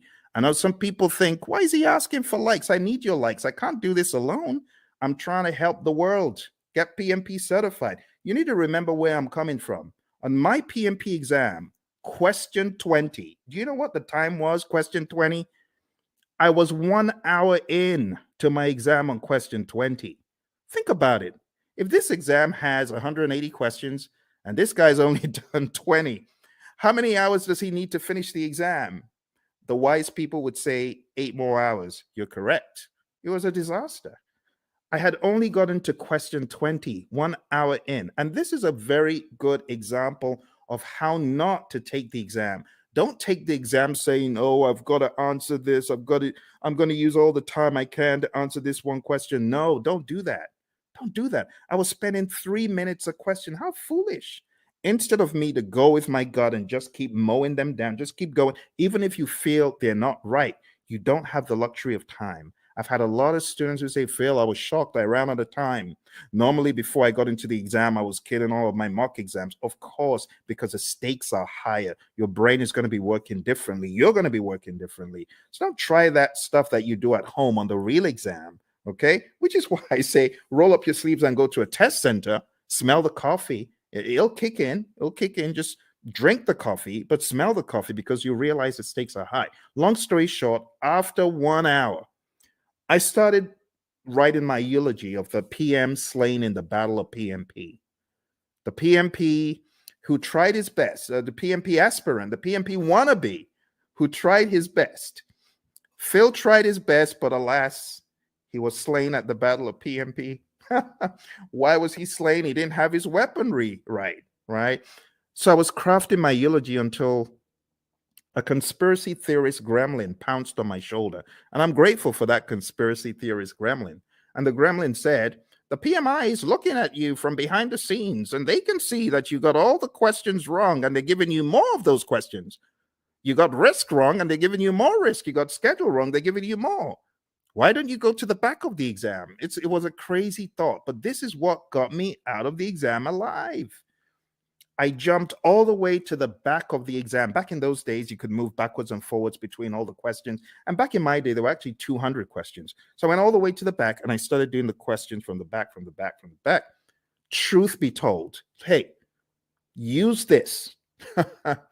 Use this as the fire escape. For me, it was the fire escape. I started backwards and I realized the questions were easier from 200, 190, 180, 170, 160, 150, 140, and just kept doing the exam backwards, and it was easy. Then I got to a pocket of difficult questions. It's like these question writers are like fiends from the pit. They know where to grab you, and they just, boom, dollop a boatload of hard questions, and it's like quicksand. Don't be moved by that. You can jump over the quicksand, or you could just do C, D, E, C, C, C, whatever the options are, but don't get stuck in the quicksand. I didn't get stuck in the quicksand. Kept mowing them down. I think I had a pocket of difficult ones in 120, kept going back around 70 something, difficult ones around 50. I didn't care. I was just mowing them down, doing my best. And then I got back to question 20. And guess what the time was? 3:55. Pretty much I had 5 minutes left. And the question is, am I going to start changing stuff, or am I just going to end the exam? Took a deep breath. Boom, end the exam. And then the screen goes blank. You've been selected for a survey. We would like to find out, did you enjoy your exam experience? Was it clean? Did you like the staff members? Oh my goodness. Now I have to go all the way through this ridiculous survey saying, I liked it, I didn't like it. But remember, the conspiracy theorist gremlin is saying, fail, you got to say you like it, because if you said you don't, you're going to fail. So what did I do? Yes, I liked it. It was good. It was clean, even though it was dingy and dim lit. Everything was good. It was good. It was good. It was good. Then press the end button and the screen goes blank for like an eternity. Congrats. You've passed the exam. Talk about being chased by, you watch those TikTok videos of crazy bear out of somewhere in Colorado, those bears.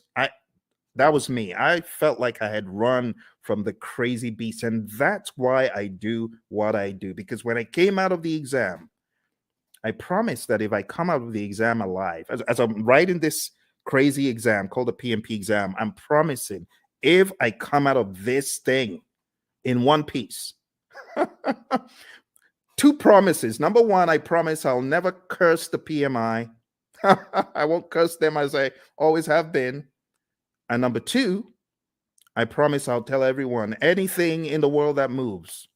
I'll tell them this exam crazy. Crazy exam, crazy exam. That's why I say take no prisoners.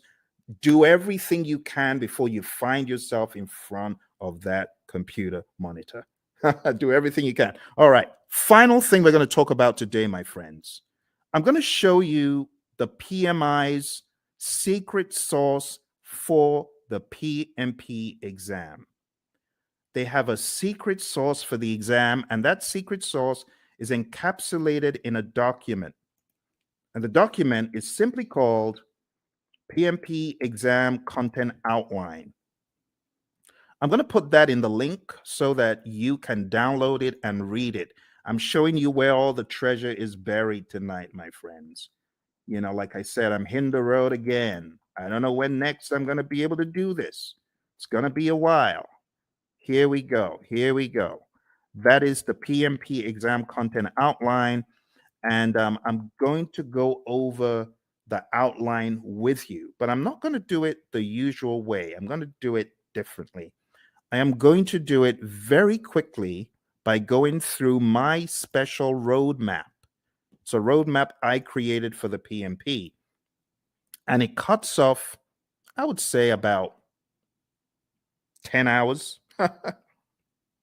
It cuts off 10 hours from the curriculum because it's very rapid and effective. Are you ready? Let's jump into it. Let's jump into it. Here we go. Here we go. For those of you that have been on since we started, thank you very much. I hope you're finding value from it. Your exam is going to have people. 42% of the exam is people, 50% is process, 8% is business. And then you can slice that across 50% agile and hybrid, 50% predictive. Okay? So what am I trying to say? I'm trying to tell you agile is a beast, a big old beast as big as predictive. Here's the breakdown one more time. See that? So pay close attention to the process domain, but don't forget, you could slice these into 21, 21 for people, 21 agile and hybrid, 21 predictive.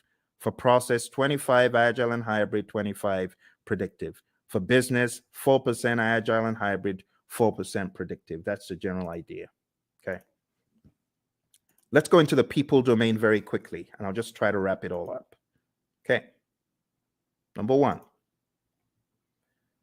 I have changed the order from what is in the outline that I sent you. In the outline, it starts off with manage conflict, and then it goes into lead a team and so on. But I'm changing it because I want you to get the flow. The flow doesn't make sense in the outline.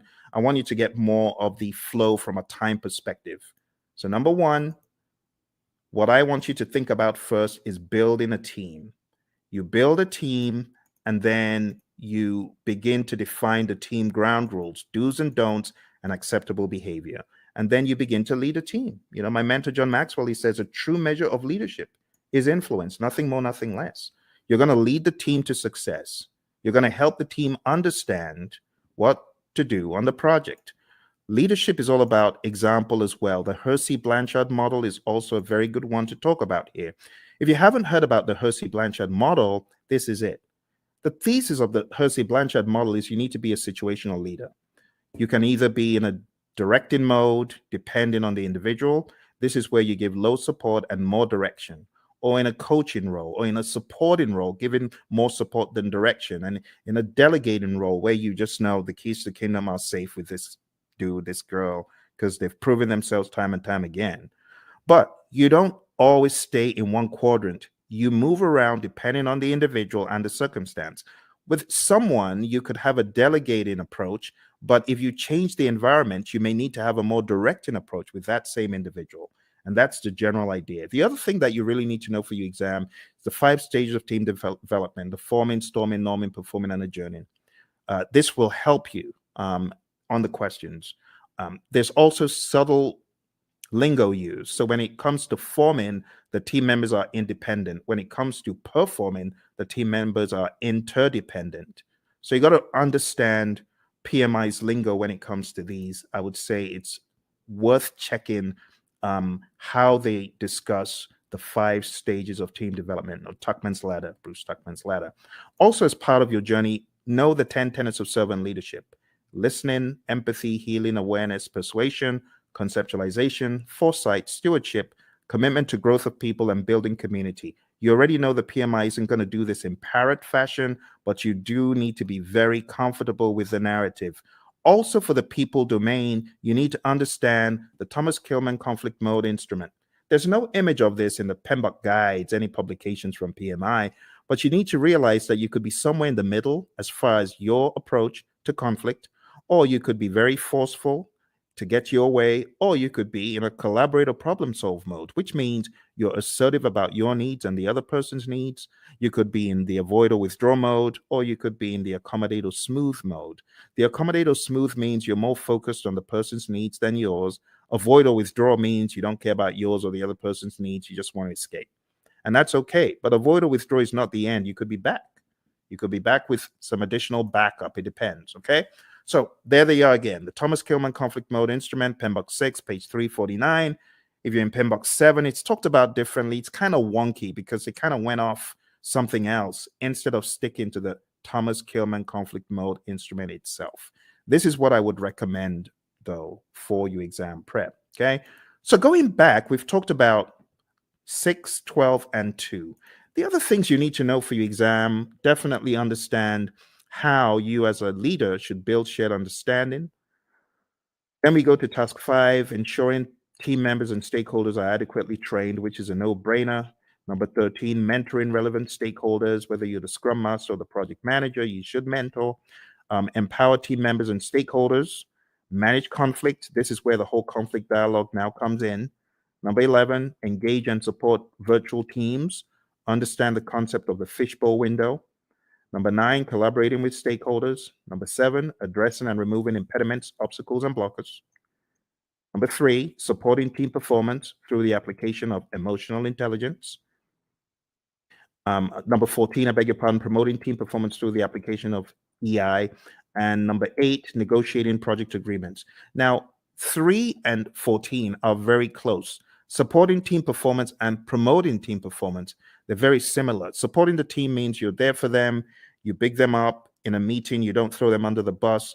Promoting team performance through the application of EI is different. This means you are emotionally intelligent. Emotional intelligence means you're able to control your emotions, bridle your emotions, and you're also able to influence the emotions of others. And that's the people domain very succinctly, okay? As easy as ABC. But don't forget, in the document I sent you, every one of these is broken down into smaller enablers. I would recommend going through the PDF that I put in the chat. That will help get you to excellence in this. Okay, let's move on to the process domain. Before we get to the process domain, I really want to accentuate a couple of tools. Okay, the stakeholder power interest grid is big. Make sure you understand that before your exam. You could have the power interest grid, the influence impact grid, and other allotropes of it, and understand the planned stakeholder engagement process. This is where we have our stakeholder engagement assessment matrix. I call it the SEAM. This is where you have your current state of the stakeholder, and that is your desired state. They're currently unaware. You want them to be supportive. The question for your team then becomes, how do I get Bob from an unaware stakeholder to supportive? What are the actions that we need, right? And those are the actions that you got to discuss. So this is a great conversation piece for the real world as well, okay?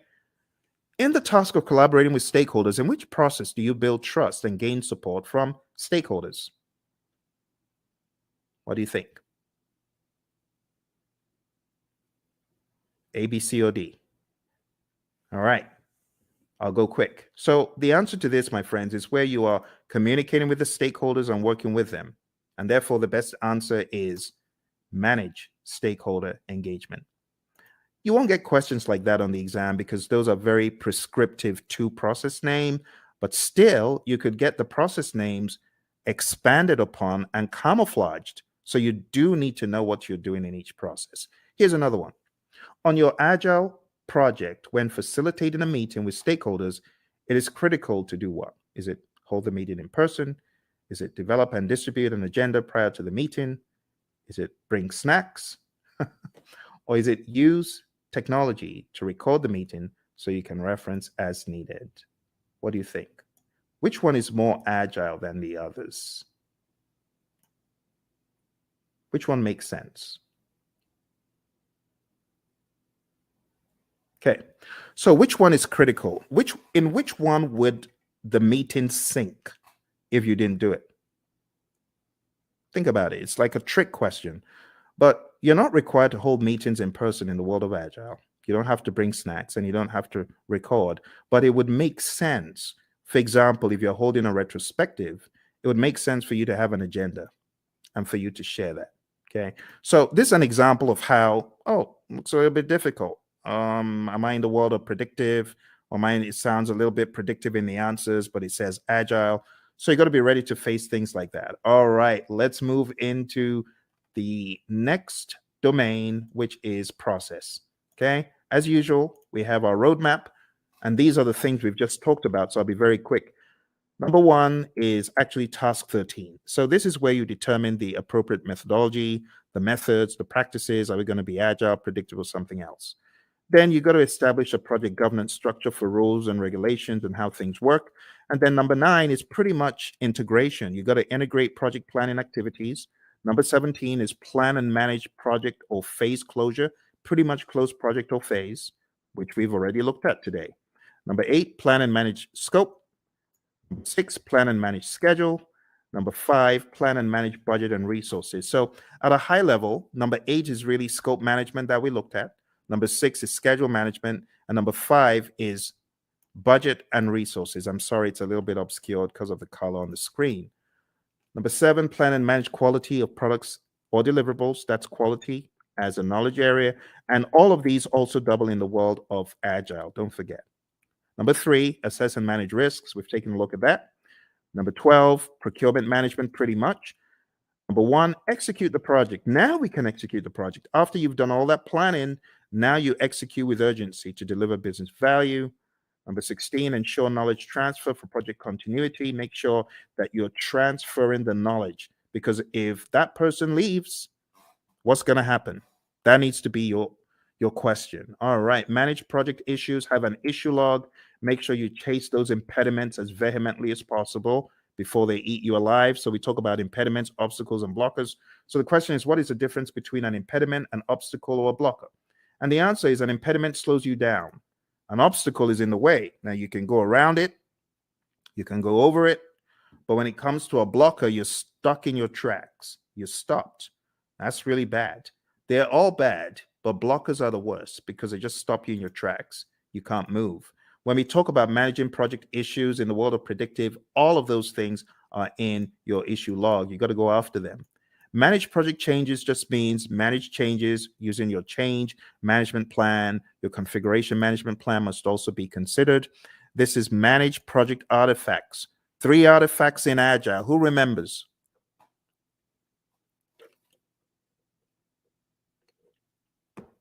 I'm getting some crickets. 3 artifacts we talked about. Does anyone remember?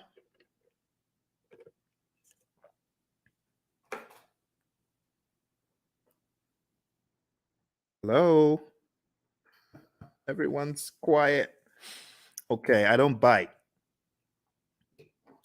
All right, so the artifacts I was looking for from the world of Agile is your product backlog, your sprint backlog, and your increment or PSI. In the world of predictive, I was expecting the baselines and the plans pretty much. They're possible artifacts. We could also say our burn charts are artifacts from the world of Agile and things such as that. There are other things we could include. All right, managed communications is the next one. Pretty much managed communications, the communication knowledge area, and then engage stakeholders pretty much the stakeholder management knowledge area that we've taken a look at. Okay. Don't forget, there's some really important stuff in the Agile Practice Guide as far as the incremental agile predictive iterative mantra, knowing when one is better than the other. So if there's a low degree of change, but there's a high frequency of delivery, it's incremental, stuff like that. This image is going to help you master. Again, know your Scrum, know your Scrum, know your Scrum inside out. Read the Scrum Guide. Make sure you go to scrumguides.org. As I recommended earlier, read it, go through it, go to Ken Schwaber's website, scrum.org, and make sure you take some of his Scrum basic assessments. They will really help you get very firm in Scrum. And don't forget the PMI's Agile Practice Guide, page 18, table 3-1. This is a table that you do, in my mind, absolutely need to know before your exam. And when it comes to the world of risk, just understand that risk can be positive or negative. Like in this image, we have, okay, the mouse gets the cheese. Well, that's a positive risk. Or the trap gets the mouse. Okay, it's a negative risk. But from whose perspective? From the perspective of the mouse. But what if we're talking about the homeowner? From the homeowner's perspective, what if the mouse gets the cheese? That's negative. So you always have to put on your perspective hat. Speaking of hat, the mouse is wearing a hat. So what strategy has the mouse adopted from this? Well, the answer would be mitigate. The mouse is trying to mitigate. Okay. Let's move on to the final domain.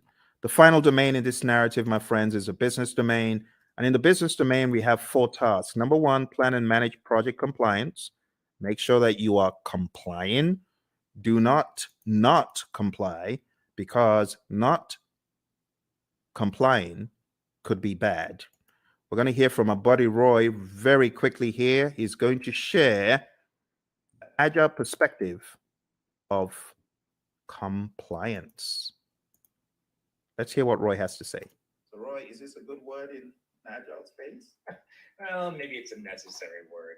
We certainly don't like it, but it is functionally correct. It is technically the correct word to use. But we do want to make sure that we're aware of what compliance regulations are in place, so that we don't get ourselves in trouble.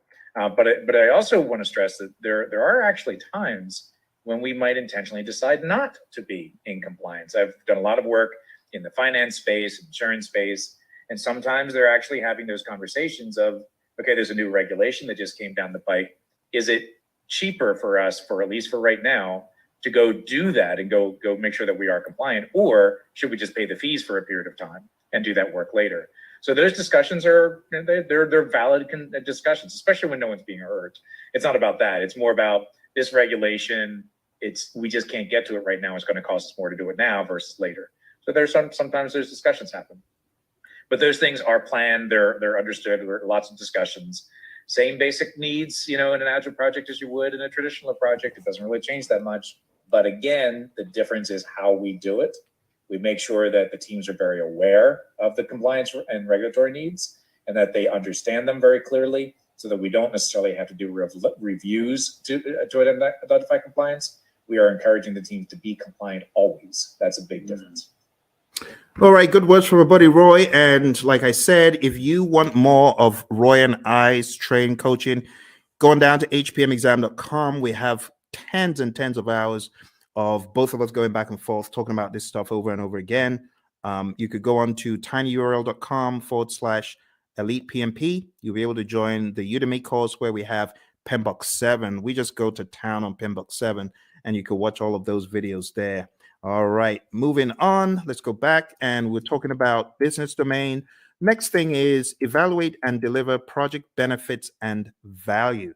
So in the world of the PMI, they've become hypersensitive to the concept of benefits and value and outcome. It's no longer just about deliverable. Moving on to task 3, evaluate and address the external business environment changes for impact on scope. This is what a good product owner should be doing. A good product owner should always be scanning the boundaries and saying, what has changed in the environment? How does that affect our project? That needs to be the question. All right. as usual, I want to hear from my buddy Roy about environmental impacts. He always has such great wisdom to share. So let's listen to what my buddy Roy has to share. I hope the sound is coming across properly. It's a little bit different from Zoom's, this mechanism I'm using. So do let me know if you're able to hear the sound of Roy's voice. Let's listen. I'm glad they're talking about the backlog. That's a very positive change. Obviously, observing and monitoring and all that sort of thing is really not that much different than you would do. That's a business thing. Your product management community, if you have one, they would be doing these sorts of things. And that part doesn't change. The part that does change, though, is that we're able to make those changes a lot faster. So if something is happening in the market, we don't have to wait 6 months or a year to implement it because of current projects. We change it now, or as early as is practical anyway. And the main reason that we can do that is because it's less impact to our schedule, less impact to our projects. We can make those changes a lot faster with significantly less impact to our project. All right, back to you, Phil. All right, awesome stuff from our buddy Roy. So now you understand the concept of the environmental changes and their impact on scope. We've got one more, and we're going to be done for the night. We're going to be done. So here's your last chance. Type in any questions you have. I'm sorry if you are typing in questions and I'm not seeing them.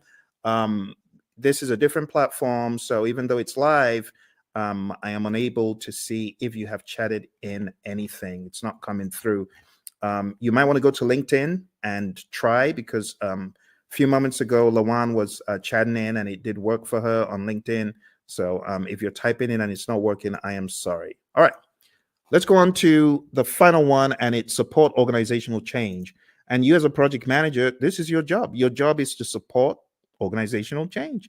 If the organization is going through change, you got to be a champion for it. You got to make sense making sessions. You got to help the organization, right, in their sense making sessions. You need to spearhead and lead the charge.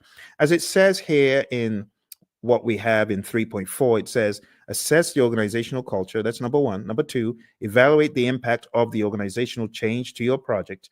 And finally, evaluate the impact of the project to the organization. And then you got to determine required actions either way. That's the general idea. We're going to hear from our buddy Roy, and then we're going to wrap this up. So our buddy Roy is going to talk about organizational change from the world of Agile. Let's hear from Roy. So Roy, how do we think about supporting organizational change from this perspective? Yeah, this is huge in the Agile space. And the main reason is to enable Agile to work properly, you need to change the organizational culture. It has to happen. To support things like, experimentation and the ability to fail and removing impediments as quickly as possible. All of these things may be contrary to the way that your organization is set up and contrary to the culture. So as project managers, as scrum masters, you need to be evangelists and champions of the process and encourage that change by educating your leaders, educating your business partners, your stakeholders, making sure they really understand what this is all about. Organizational change, let's say this, the biggest barrier to Agile adoption is organizational culture. So if you're looking for one thing that's going to be your biggest problem, it's the organization itself, the culture of the organization. So you need to pay particular attention to that, because you're going to see behaviors that are more traditional in an Agile environment. But in an Agile environment, those traditional behaviors don't work, right? If you're expecting to see things the same way, do things the same way, and just do Agile, you will fail. It will not go well for you. You may get some benefits, but eventually you're going to start seeing where the organization is going to get in the way, and you will start very quickly falling back into traditional approaches because this Agile thing doesn't work here, right? And it's not that Agile can't work there, it's that your organization is just not changing to allow it to happen. All right, Phil, back to you. Awesome stuff as always from my buddy Roy, my Agile coach. Thank you, Roy. And with that, my friends, we are done. Or are we? There's one little piece left that I like to throw in at the end, just to help you see how far we have come. Because when I tell you we've climbed 1,000 mountains, you better believe it. We've climbed so many mountains that you won't even believe. When you see the roadmap of everything we've done tonight, you won't believe how much we've done. We've done a boatload of stuff. We've done so much stuff. It could actually be a little bit mind-boggling to you. So what I like to do at this point, I like to show like a roadmap of all the intricacies of the PMP exam. So let me just go over them one by one. First of all, we've talked about the world of predictive. We've talked about the world of agile. We've talked about the people, process, and business domains. We've talked about Scrum. We've talked about Kanban. We've talked about the Agile Manifesto, talked about the Agile Manifesto values and principles. And then I've shown you PMBOK 7. I've shown you PMBOK 6. I've shown you the 12 principles and the 8 domains. Wow. My goodness. Okay, let's put it all into perspective. I'm going to show you one more image to bring it home. This is going to be the coup de grace. It's going to help you see everything in one place. Okay. But are you ready?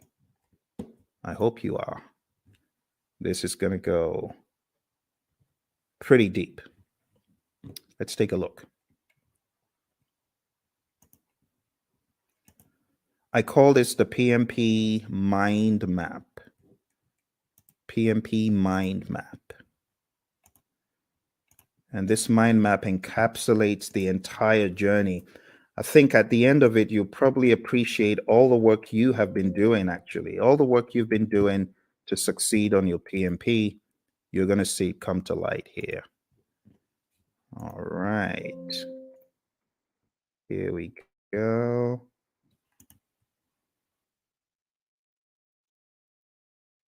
PMP mind map. You might have seen a video where I talked about this in the past, but it's always new because of the enormity of what we have done tonight. You ready? Okay. You take myself off the screen so that you can see it. All right. So we've talked about everything here in the world of Agile. See that? Let's zoom in. Agile. Talked about the manifesto, talked about servant leadership, talked about charters, and these are some other pages that you need to focus on. We talked about predictive, 5 process groups, 10 knowledge areas, 49 processes, talked about the principles and the domains, talked about the PMP exam content outline. Quick note on hybrid, if you haven't already read pages 26 to 30 in the Agile Practice Guide, you definitely want to. And then we talked about Scrum. We went through the 353, and then coming to a wider view, we've talked about integration, scope, schedule, cost, quality, resources, communication, risk, procurement, and stakeholder. We've talked about people, process, and business. And then we've talked about some auxiliary things. I told you about my experience on the exam. You got to manage your time. I told you definitely take it at a test center. I wouldn't advise taking it at home. Bad things happen to some people who take it at home. Some people are able to escape unscathed, but trust me, when it happens, when the flying monkeys come out, it's no fun. And I know a lot of people who have encountered the flying monkeys. Get enough sleep for your exam and definitely do a lot of scenario-based tests. If you haven't taken my 200-question test, which you can find, actually, I've got 2 200-question tests on YouTube. If you haven't taken them, I highly advise that you do. I'm going to put them in the chat. Do that. So, well, my friends, thank you very much for joining me. I appreciate it. You take care, and don't forget, check out all the links, hpmexam.com, tinyurl/elite PMP, and tinyurl.com/elite CAPM. All right? You take care. All the very best. And bye.